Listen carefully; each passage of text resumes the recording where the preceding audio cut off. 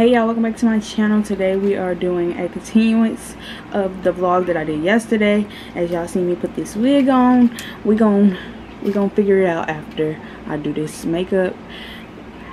So let's get right into it. We're gonna jump right into it. I love you guys. Don't forget to like, comment, and subscribe. Love you, love you, love you. Let's continue this video, and I'll see y'all in the next clip.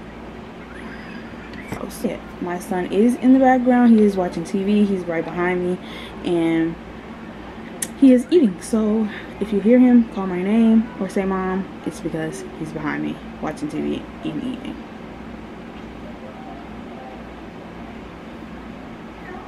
That is my little disclaimer. So I'm just shaping my brows into what I want them to look like before I start penciling them bad boys in. I'm gonna sharpen my pencil, and yeah.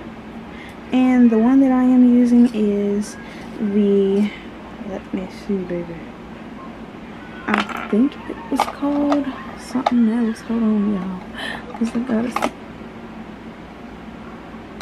I actually don't know the name of it because I done sharpened it down so low.